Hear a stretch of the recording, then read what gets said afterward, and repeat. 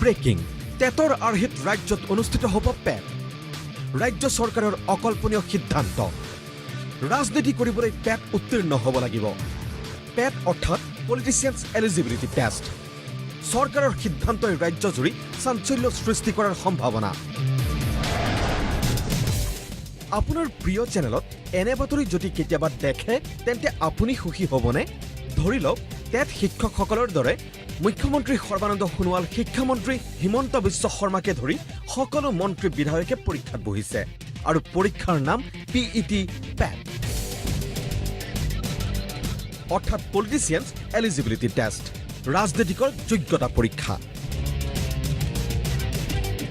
এই মানুহজনে চিন্তা কৰিছে ৰাজনীতিকৰ বাবে পেট পতাৰ কথা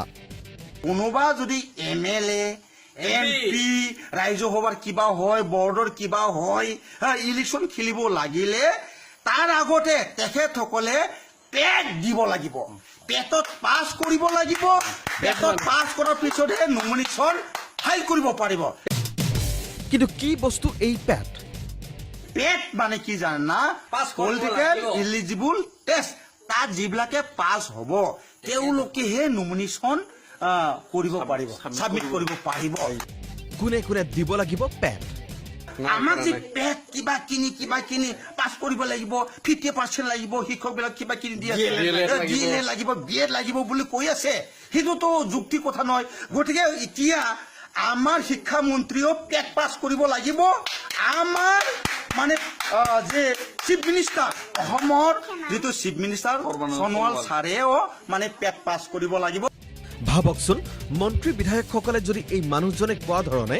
পেট পাছ কৰিলেহেঁতেন তেন্তে টেট শিক্ষক শিক্ষয়িত্ৰীৰ দৰে আমি ক'লোহেঁতেন দিল্লীলৈ গ'ল পেট মুখ্যমন্ত্ৰী সৰ্বানন্দ সোণোৱাল লগত পেট মন্ত্ৰী হিমন্ত বিশ্ব শৰ্মাও